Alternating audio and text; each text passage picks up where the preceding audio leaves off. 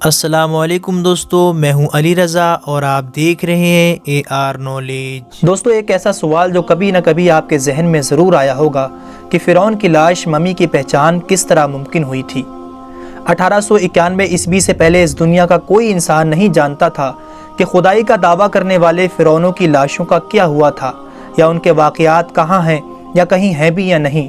الہامی کتابوں تورات، بائبل اور قرآن پاک میں اس واقعے کا ذکر تفصیل سے ملتا تھا کہ حضرت موسیٰ علیہ السلام اور بنی اسرائیل قوم کا پیچھا کرتا ہوا فرعون پانی میں غرق ہو کر اپنی فوج کے ساتھ مر گیا تھا، جبکہ حضرت موسیٰ علیہ السلام اور ان کی قوم کو پانی نے اللہ کے حکم سے گزرنے کا راستہ دے دیا تھا۔ اس کے بعد اس کا کیا ہوا تھا، اس بارے میں بائبل اور تورات خاموش ہیں، لیکن قرآن پاک میں اس کے انجام کے بارے میں ایک ایسی عجیب بات کہی گئی تھی جس کو کسی کی سمجھ نہیں تھی۔ پس ہم تیرے بدن کو سمندر سے نکال کر محفوظ کر لیں گے تاکہ تو بعد میں آنے والوں کے لیے عبرت بن جائے۔ سورہ یونس آیت نمبر 92۔ یہ واقعہ دوستو آج سے 3500 سال قبل پیش آیا تھا۔ فرعون کے ڈوب کے مرنے کے بعد سمندر نے اس کی لاش کو اللہ کے حکم سے باہر پھینک دیا، جبکہ باقی لشکر کا کوئی نام و نشان نہ ملا۔ مصریوں میں سے کسی ایک شخص نے ساحل پر پڑی اس کی لاش کو پہچان کر اہل دربار کو بتایا۔ فرعون کی لاش کو محل پہنچا دیا گیا۔ درباریوں نے مسالہ لگا کر اسے پوری شان اور احترام سے تابوت میں رکھ کر محفوظ کر دیا۔ حنوط کرنے کے عمل کے دوران ان سے ایک غلطی ہو گئی تھی کہ فرعون کیونکہ سمندر میں ڈوب کر مرا تھا اور مرنے کے بعد کچھ عرصہ تک پانی میں رہنے کی وجہ سے اس کے جسم پر سمندری نمکیات کی ایک تہہ جمی رہ گئی تھی۔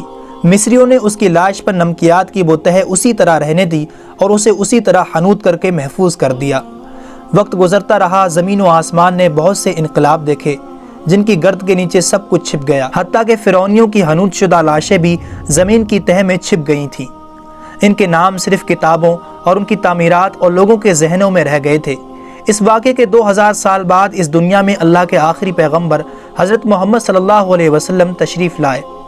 ان پر نازل ہونے والی آخری کتاب میں فرعونیوں کے قصے بڑی تفصیل کے ساتھ بیان کیے گئے تھے، اور اسی سلسلے میں اسی فرعون کا جسم محفوظ کرنے کی بات بھی ایک آیت میں نازل ہوئی تھی، جس کی سچائی پر سب اہل ایمان کا پختہ یقین تو تھا، لیکن وہ سمجھنے سے قاصر تھے کہ اس خدائی کا دعویٰ کرنے والے کی لاش کہاں محفوظ کی گئی اور کیسے اسے عبرت کا نشان بنایا جائے گا۔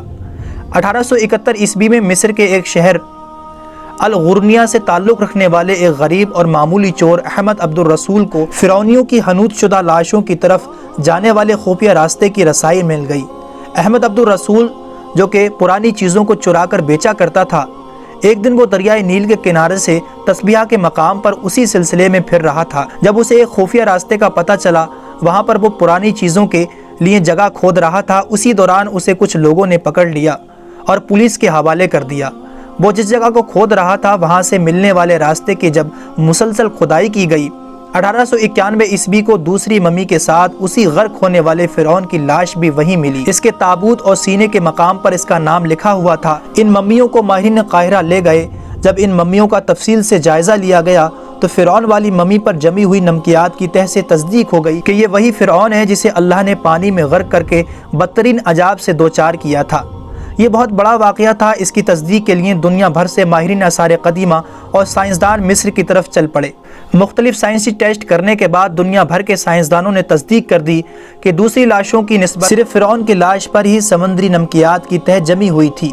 اس تصدیق کے بعد اسے فرعون کی لاش قرار دے کر عجائب گھر میں محفوظ کر دیا گیا۔ 1982 میں فرعون کی لاش جب خراب ہونے لگی تو اس وقت کی مصری حکومت نے فرانس کی حکومت کو درخواست کی کہ فرعون کی ممی کو خراب ہونے سے بچایا جائے، نیز جدید سائنسی ذرائع کے ذریعے اس کی موت کی وجہ بھی معلوم کی جائے۔ چنانچہ مصری اور فرانسیسی حکومت نے مل کر ممی کو فرانس لے جانے کا انتظام کیا۔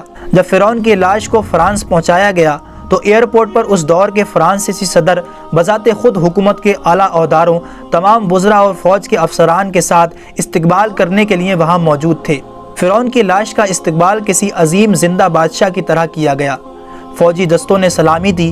فرعون کی ممی کو ماہر ڈاکٹروں کی ٹیم کے حوالے کیا گیا۔ اس ٹیم کی سربراہی ڈاکٹر مورس بکائی نے کی تھی۔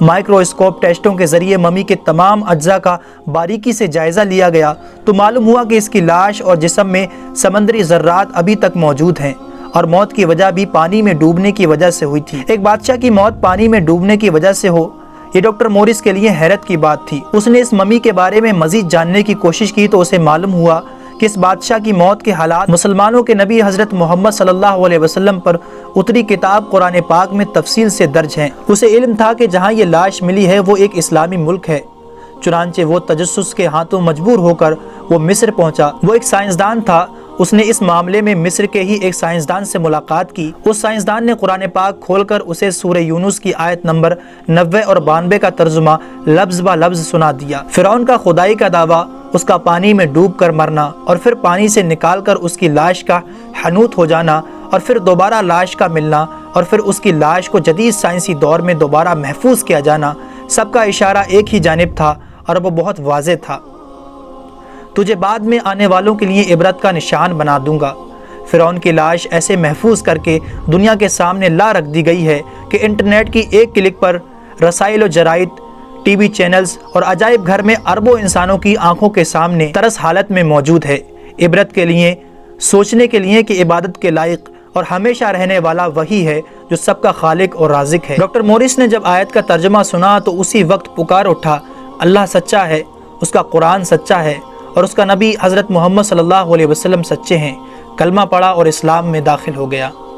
اگر آپ کو یہ ویڈیو پسند آیا ہو تو اسے لائک اور زیادہ سے زیادہ اپنے تمام دوستوں کو شیئر ضرور کیجیے گا، اور اچھی ویڈیوز کے لیے ہمارے چینل کو بھی سبسکرائب ضرور کیجیے گا۔